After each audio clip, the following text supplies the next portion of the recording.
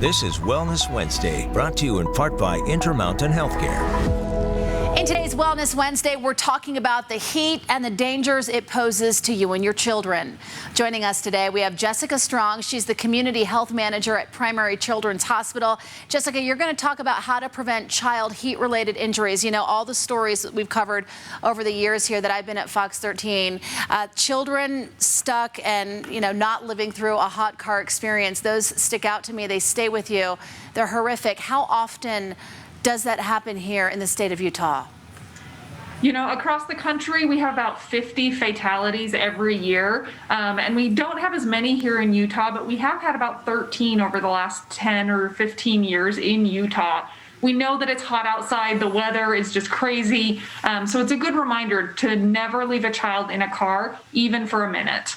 And that's the thing, I know moms and dads and caretakers, you're busy, right? And sometimes you think it may be easier to leave the kids in the car. You're only running in for a second, but that second can be between life and death. How fast does a car heat up once the AC is off? Yeah, you know that when it's hot outside, the temperature inside a vehicle can heat up very rapidly. And a child's body temperature will actually increase 3 to 5 times faster than an adult's. So it's even more dangerous to leave a child in a car. And like you said, you shouldn't do it even for a minute. And oftentimes when we see these fatalities, they're actually an accident. It's usually not on purpose.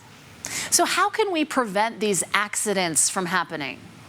It's a great question, and there's a few different tips that you can use. The first is just to leave a reminder that you have a child in the car, whether that's your phone in your back seat, a briefcase or a purse, or if you want to put a teddy bear on the front seat of your car. Or we also have these great low-tech reminders at Primary Children's called the Baby Safety Snap. You can see it's a metal buckle that fits into your child's car seat, and then after you buckle your child in, you put it around your neck.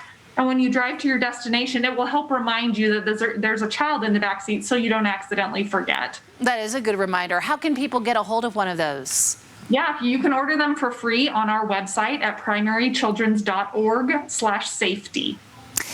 I've also heard stories before when kids, there's something about cars, they like to play in them, playing house, whatever it may be, or kids get into a hot car and then they can't get themselves out. How can we prevent accidents like that?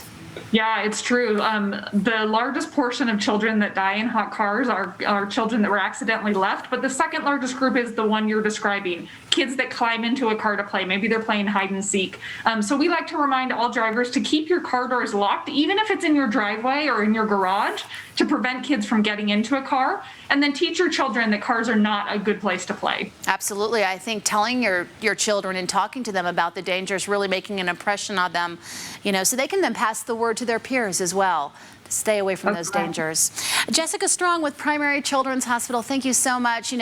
More important than ever, Jessica, right now with the heat we're experiencing here in Utah. Any final thoughts? You can get more tips at primarychildrens.org/safety. Thanks, Jessica. Stay safe and stay cool. Bye-bye.